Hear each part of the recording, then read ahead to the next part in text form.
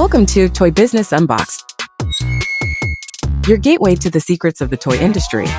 Here, Jason Shea, a toy entrepreneur and expert in the field. Every product we develop is really inspired by some of the real life experience that we have with our son. 60% of all toys last year were sold on Amazon, which is incredible. Be passionate about it because it's a road, it's a journey. Like when you have an idea that you think is like gonna somewhat like change the world, make things better, I'd say go for it. We'll guide you through the enchanting world of toy design, marketing, and manufacturing. Now let the unboxing begin. Welcome back to another episode of Toy Business Unboxed. Today we have Chris, a 15 years toy industry veteran, a sales powerhouse, and also the founder of TriAction Toy. Chris has sold hundreds of millions of toys worldwide, and with his latest win that all about really new product launches and strategy, which we'll explore in today's interview, where he decided to team up with Tim Clarke and brought Snooze Monsters to life, and how rethinking packaging and pricing for like toys really turned into a lot of success. Thank you so much for joining us on the podcast today, Chris. Hey there. Happy to be here.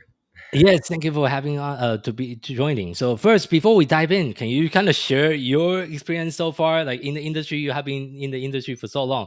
What first got you started like 15 years ago? So I was always a musician, just so we're clear.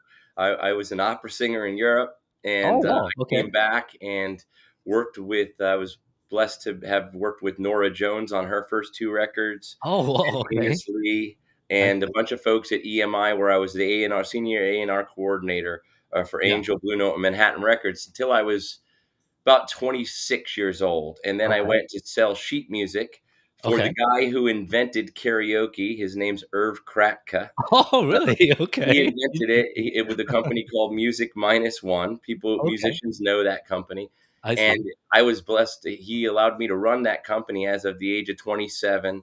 And he sent me around the world to get his sheet music distributed, and that's how I learned how to sell and do trade shows. And then Melissa and Doug recruited me in 2008, they recruited pretty hard.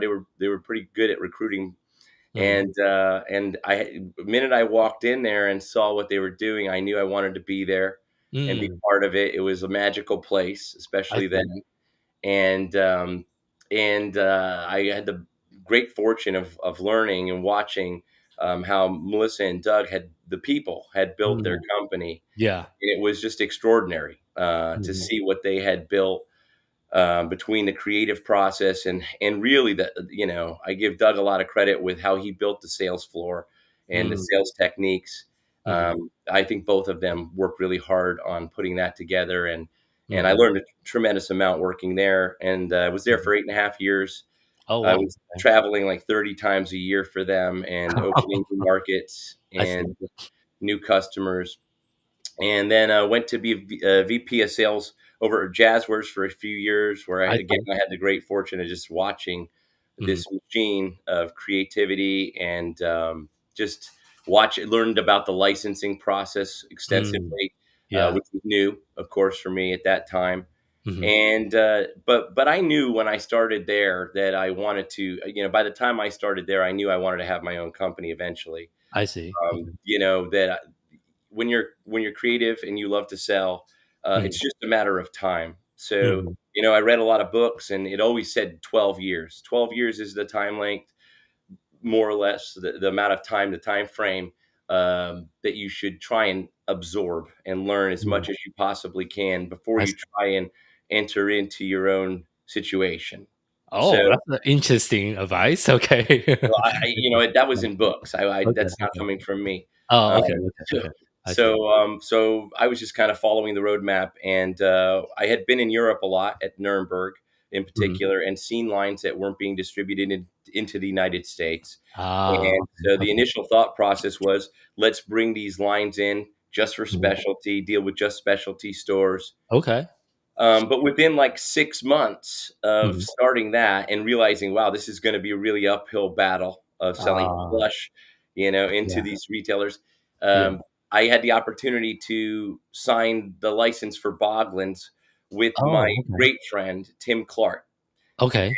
Tim and I had known each other since our days at Melissa and Doug. Tim designed a ton of products, all of my favorite products. I Tim had see. designed, and one day I found out that Tim was the guy who had brought Boglins out, and Mhm.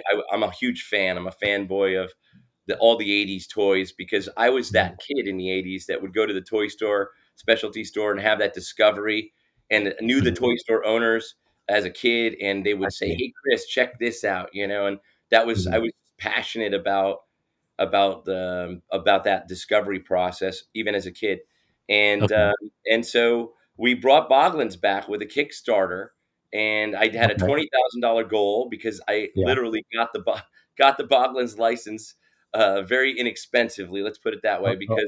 because of he was my friend, Yeah. and I put a higher royalty rate up. Yeah, I knew Yeah. to do Yeah. that. If I put a higher royalty rate up, that I would be able to get it in pretty cheap, Mhm. and I did made a good deal for myself. Yeah. And we had a goal of I think 20,000 on the Kickstarter, and we Okay. did $247,000 Oh, on the Kickstarter. whoa! Congratulations. Yeah, Okay. and I Yeah. did all the Okay. marketing myself on that, so I didn't hire any outside companies or Oh, anything like wow! that. Nice. So that was it was a surprise, to be honest with you, Yeah. and I I want was to dive into that a little bit. So you sure. say you did the whole campaign by yourself and able to raise $250,000. What do Yeah. you did differently that all the other Kickstarter campaign wasn't doing?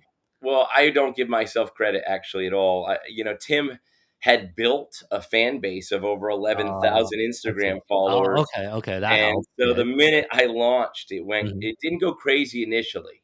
I see. So I thought I thought it'd be easy to manage, and then, Mhm.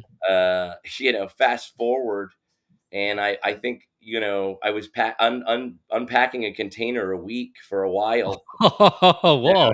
It went on Okay. for like a year like that, where I Oh, was doing like whoa. a container a week, and on top of that, I was Yeah. shipping containers, FOB, to Yeah. 31 countries on Oh, Boglins. whoa. So it Nice. kinda went under the radar, Yeah, but we did a yeah. lot of damage on Boglins.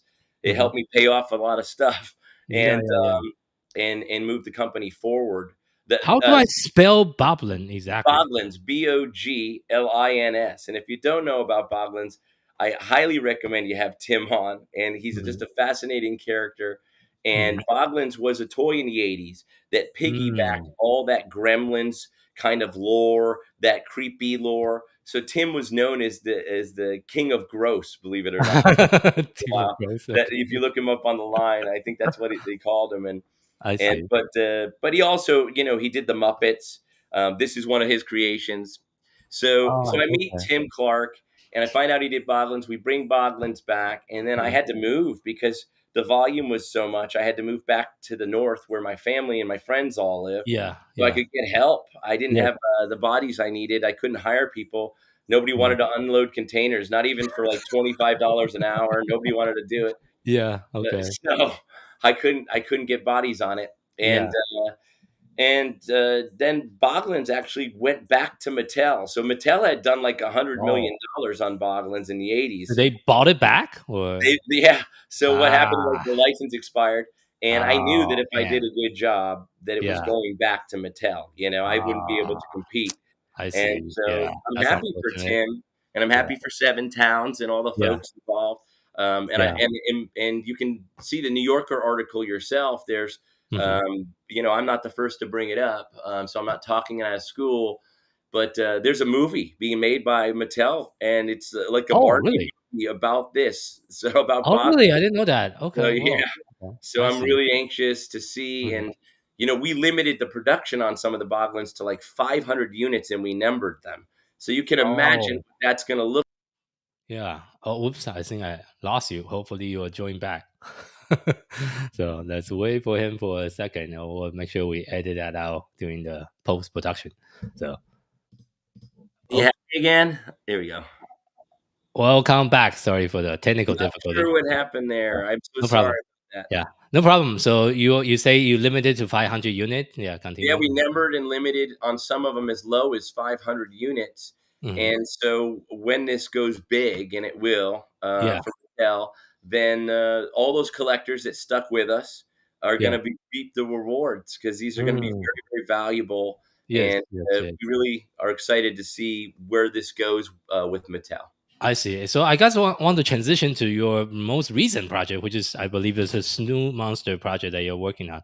Can you kind of talk about that, since you have one of the character there as well? Sure, sure. Well, this is an iteration of Coltrane. Initially, we had created something called Monster Brigade. Tim Clarke, again, Tim Clarke Oh, of okay. Jim Henson fame, Mhm. Fraggle Rock Muppets, etc., Dark Crystal.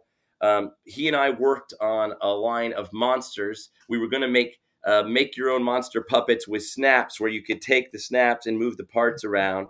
We Okay. still intend to do this, by the way. Oh, So okay. you can put the leg on the arm, etc. Oh, okay, okay, okay.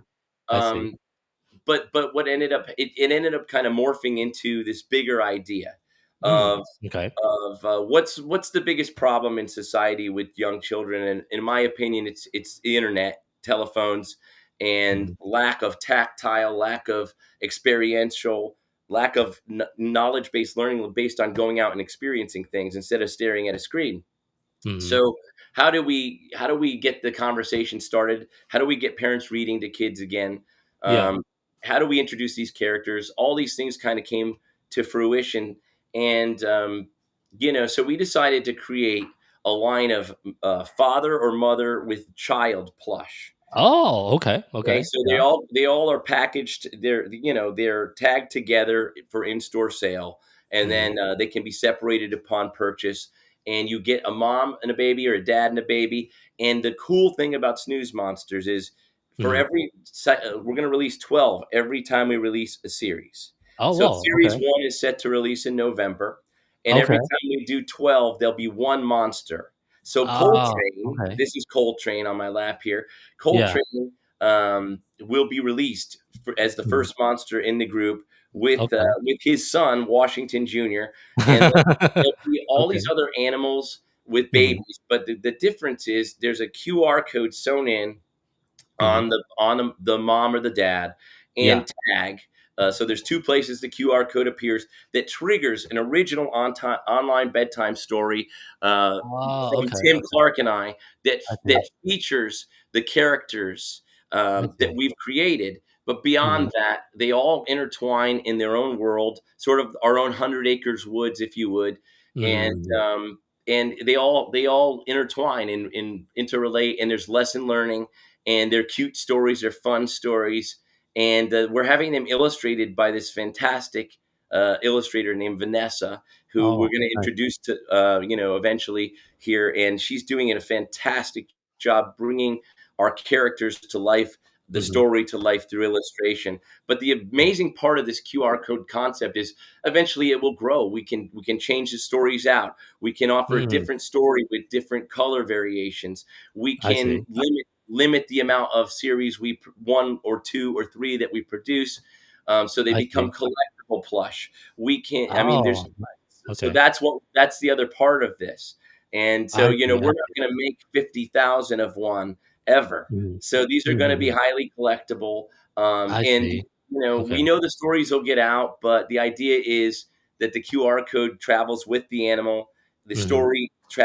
The book, the story travels with the animal. And eventually Okay. my goal is, if it takes off the way I think it's going to, it seems to be. I mean, I've pre-sold the whole first batch is Oh, pre-sold. congratulations. Thank Okay, you very okay. much. Yeah. And it's sold, to specialty retailers, 2 and 6 at a time. Oh, So nice. Okay. we're really excited to have wide breadth coverage on the line, Mhm. and yeah, that's where we're headed, and we're very, very excited. Tim just went to a show with it for the first time and had a Mm. tremendous response to the characters, and people are Mm. very excited. Nice, nice, nice, nice. So what are some of the marketing strategy you're doing right now, getting the launch ready? Well, just pulling the stories together. Mhm. We over the years, my constant contact emails campaigns go to like 30,000 Mhm. retailers. Oh, okay. B2B retailers. But I also now have a B2C, Mhm. constant contact through this Boglins experience I that, see. that they're all going to be so into the Tim thing. So I have 30,000 consumers. And I once I see. put it out to those consumers, these are very active consumers. I don't have Mm-hmm. to tell them to repost. You'll Mm-hmm. see. They're going to repost on their own, I and see. it'll go semi-viral in this community on its own. Oh, okay. Yeah, I think the audience is really the key to your success. That passionate audience about the creations that you and Tim have created over the years. So I want to next switch focus a little bit on today's conversation because I know you have multiple projects going on. Can we also talk about the other project you also run, which is Half Toy? Like, what have you done with the Half Toys, and kind of give the audience a little bit background about it too? Sure. So, okay, well, let's start at the very beginning. Half Toys is a product that is that 3D print style product Mhm. but also it's magnetized. So imagine Okay. a T-Rex, very not no articulation, right? So it's Yeah. just a solid frame, but cut in half with Mhm. magnets, like nanomagnets Oh, okay. inside of it, Mhm. in a patented technology that is Mhm. safe. Okay. And so this thing clicks shut when that you have that fidget type Mhm. experience with it. And inside is a skeleton that you can Mhm. separate as a puzzle and put back together, which I just said, Oh, interesting. Okay. this hits all the things for me. I mean, you've got the fidget piece, you've got a Mhm. magnet toy, and you've Mhm. got a puzzle. Um, Puzzle. Okay. and they're safe for 3 up, so Mhm. it's great puzzle for Mhm. young children, but it's also a Mhm. toy they can bring with them. The puzzle self stores as the toy. I So see. to get to your bigger question, I had no knowledge of Half Toys headed into Nuremberg this year. I'm not going to lie to Yes. you, tell you I knew the product. I did not know it. Mhm. Um, I saw it for the first time in this back hall, in a lesser traveled hall of Nuremberg, Mhm. and I said, I had that same type of moment of discovery like when I was a child. I mean, that's what I do when I go to Nuremberg. I do 3, 4, 5 days on my feet playing Mhm. with toys and trying to find something that would be unique and different and not here. And then I Yes. bring that back to my 700 retailers, my key retailers. I have 700 retail partners that are my key retailers, and I Yeah. bounce those off of them. I And see. and they say, "Don't do it. I've done it." Or so they Yeah. said, I see. "Listen, it sells, but we had to mark it down to sell." And Ah. so Okay. and the diorama does not add value in Mm. well, at least there's gonna be people that argue with that, of course. Yeah. But, the retailers are saying, "If you get the price point down, the package is too big." So we Mm. went back to the drawing board. I said, "Well, we need something peggable and shelvable. We need Okay. something with collectability inside of it so that there's a Okay. collector's chart all over this thing now." Yeah. And so they know what other characters are available. There's 24 currently. There's going to be a plethora of new ones next year. We're very, very excited about. We're actually this is an exclusive for you. Here you go. Tim Mhm. Clarke's in talks with Half Toys about development of a potential Halloween line, which Oh, would wow. just be Okay. Mm. fantastic. That would drive the fans crazy. So Yeah. we know that would drive sales. Mhm. So we've got a Okay. lot of really great things planned with the Mhm. team at Half Toys. They're really wonderful to work with. I have to say, we Yeah. work with a lot of great companies, but they are so quick to email and they're just on their game. Mhm. So we got it cheaper, and we Yeah. got it smaller, and we got it Smaller. in a more merchandisable package. I But see. I don't like to sell plastic. I mean, if anyone visits the website, triactiontoys.com, Mhm. triactiontoys.com, if you go there, you're going to see almost no plastic. Oh, Um, okay. but what Okay. you will see is Half Toys are plastic. So we've made Mhm. the packaging an open package, Mm. recyclable, with nothing but cardboard holding this product firmly in place, Yeah. so that we make up for the carbon footprint where we can.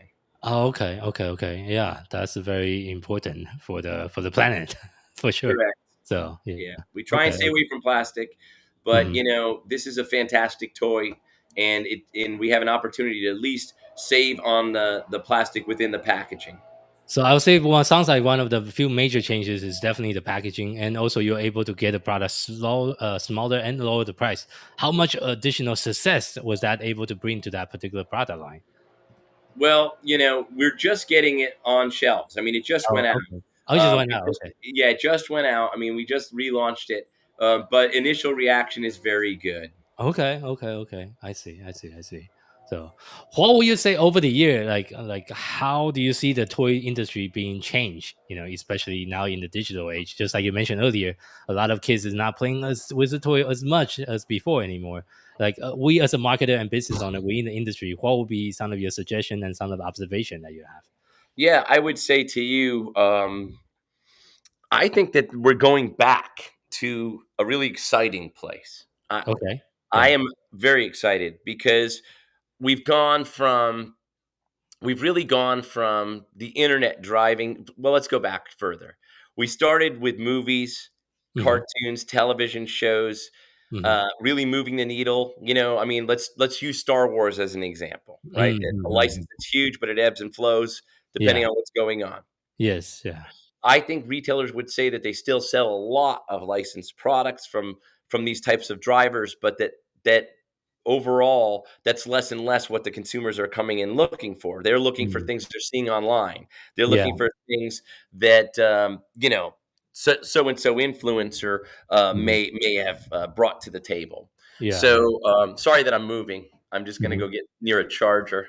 No problem. Yeah. I never Mhm. said I wasn't a little flaky. The No problem. computer Uh, lately has been giving me some problems. I'm yeah. just joking. But No problem. I can still hear you, which is fine. Yeah. Mhm. so yeah, I would say that a lot of more of it is influencer based. But but why I'm excited is because I think toy stores are really a place of experience again, and I think that think of it this way.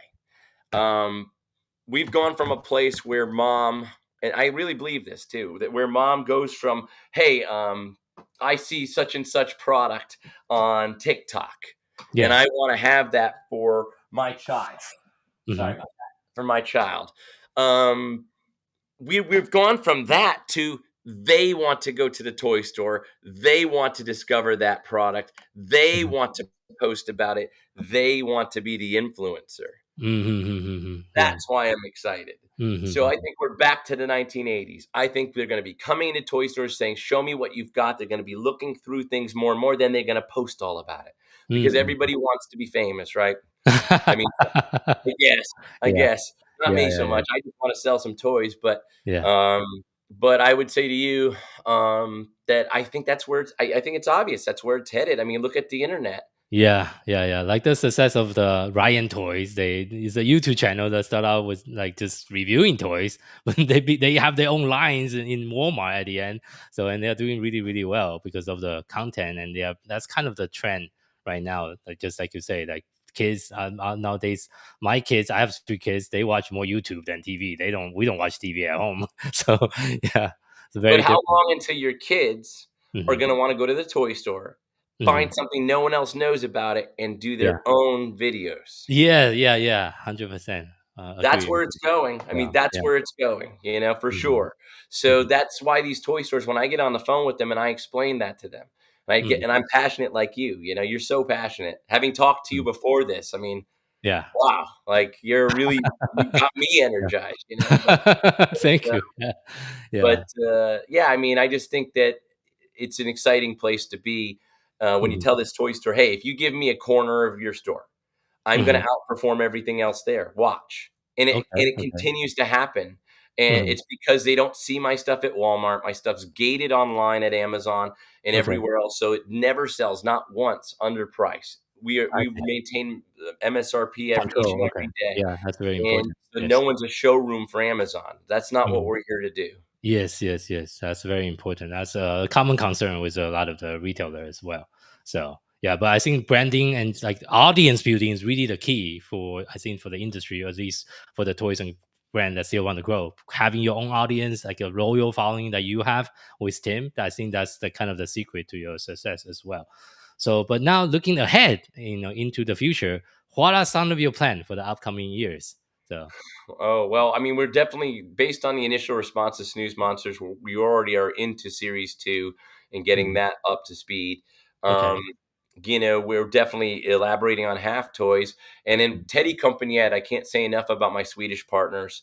Mhm. They're just the most lovely people. you'll ever meet in your life.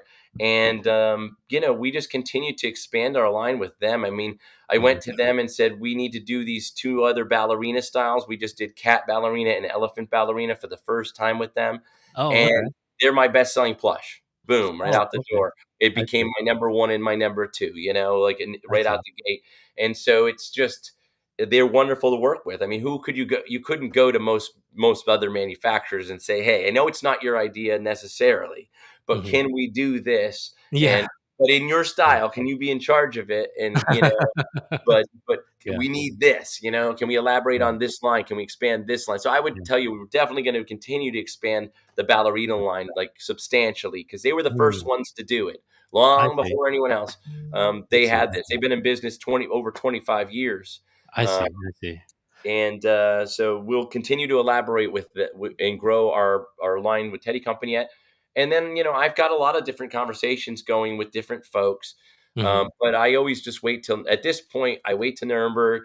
I meet with Mhm. those folks. I see what else is there, Mhm. and we'll certainly be adding lines. I mean, we're up 63% year over year. Oh, Um, congrats. Okay. Thank you very much. And so we are looking towards the future and adding more lines, and just expanding the ones that are working. Yeah. As we phase out some of the other things we've been doing.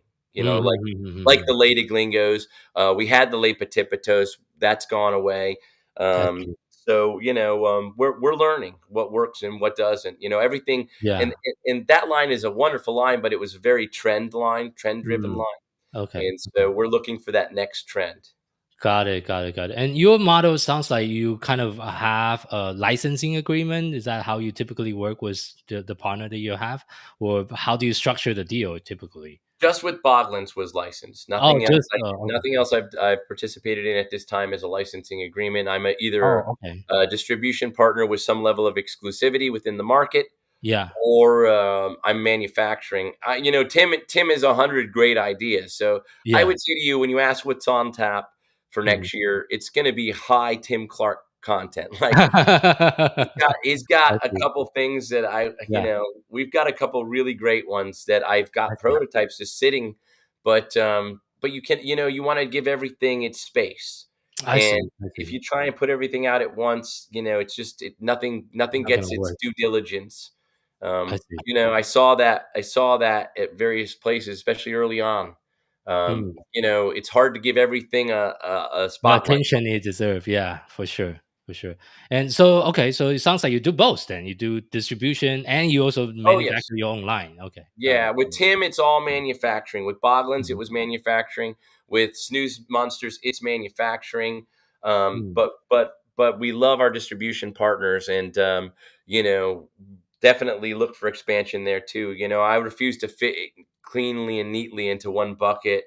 I Mhm. want to be a one-stop solution for the specialty retailer that wants Mhm. to stay in business. Because if Yeah. they keep carrying the same products that's on Yeah. Amazon and Walmart Mhm. cheaper, if it's in Walmart or it's in Mhm. Target, sorry, don't carry only what you need to carry because you are Yeah. systematically driving down your dollars per square inch. Yeah, that's definitely an issues for sure, for sure. So, yeah, but for your distribution strategy, do you only offer the product to the specialty store and don't offer those same product online? Well, what is your strategy there?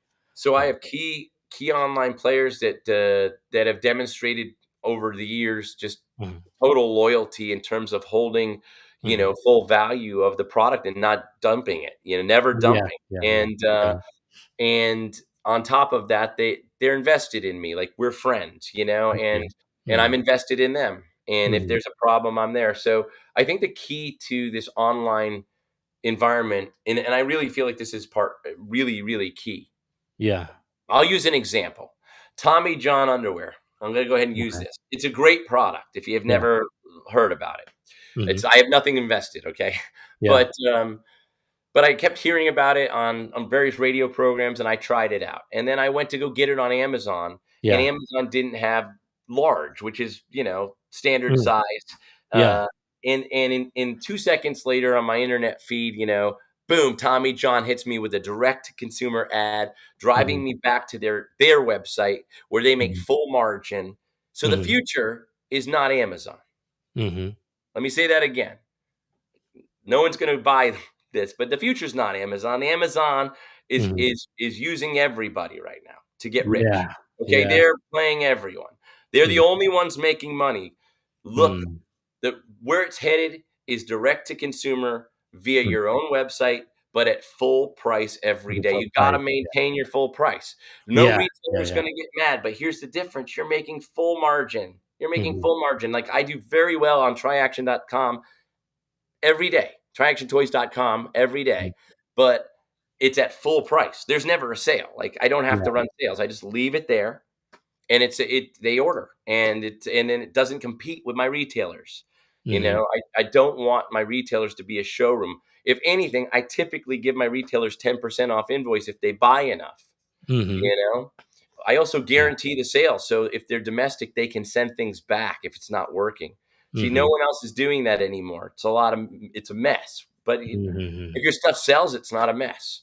You know, so we're really careful about the curation process. Yeah, that's a very good piece of advice. I think going D2C is kind of the way to go, but it's also a lot of moving pieces for D2C to work correctly. There's SEO, there's email, there's like text marketing, there's blog content, social media. It's just a lot of more pieces that I think a lot of the traditional like business owner within the toys and game space are not so familiar with, because sometimes they are over relying on distribution and they don't have the skill set or the team or the knowledge to do D2C marketing correctly. I think that's like the common thread like I see when I'm talking to people in the industry is like, I want to do more D2C, but I don't know where to start. So that is like a common issue. They need to hire you.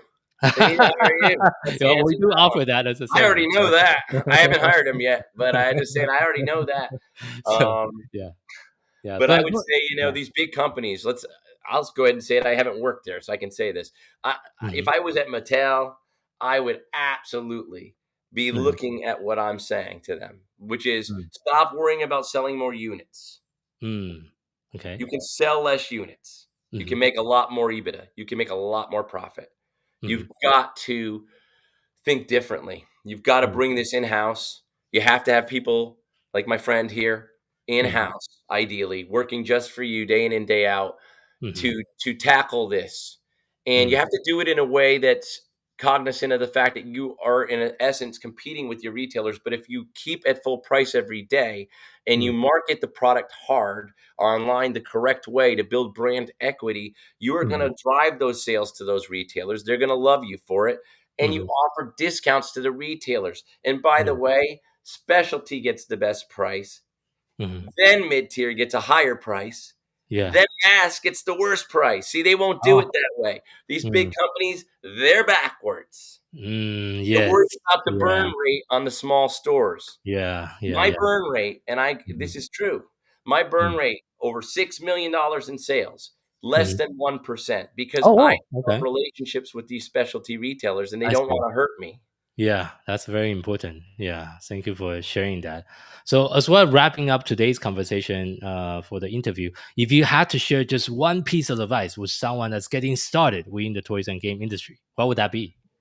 Work for other people that know a lot more than you and learn as much as you can every day from those people. And there's always more to learn and it's always changing. So try not to get frustrated. I mean, you're going to hit a million walls. And then one day you're going to start making money and they're going to say, oh, you're so lucky. You're so lucky. Yeah, they only see the surface. They don't see all the hard work behind the scene, 100%. They're not there unloading the containers, I can tell you. For sure. I lost 40 pounds. People always say, how'd you lose the weight? I said, unloading containers. I couldn't hire anyone. Yeah, that is definitely a workout by unloading containers. So again, that's good advice. Start by seeing if you can unload a container. You're going to do it on your own at least once. Yeah, I see. So, well, thank you so much for sharing that, and thank you again for your time for being on our show and sharing your experience and your journey within the toys and game industry. Thank you for having me. You're a pleasure to speak with, and I'm definitely going to go back and watch all your previous episodes, having spoken with you before this interview. Just I think there's a lot I can learn just by listening. So thank you for having me on. Oh, you're welcome. Pleasure is all mine. Thank you for joining us. And for our audience, thank you so much for tuning in to this episode of Toy Business Unboxed podcast. We hope you have enjoyed today's conversation and find it insightful and inspiring. If you like what you have heard, be sure to subscribe to our podcast on your favorite platform so you never miss an episode. We really appreciate your support and would love it if you can leave us a review and share the podcast with your friend and colleague. For more resource, tips, and the latest update within the toys and game industry, visit our website at toy-launch.com. Join the conversation and connect with us on social media using hashtag #ToyBusinessUnbox. We'd love to hear your feedback and suggestion for future episodes. Until next time, keep innovating, keep creating, keep bringing joy to toys. This is Jason Shea signing off on the Toy Business Unbox podcast. We'll see you in the next episode. Thank you so much.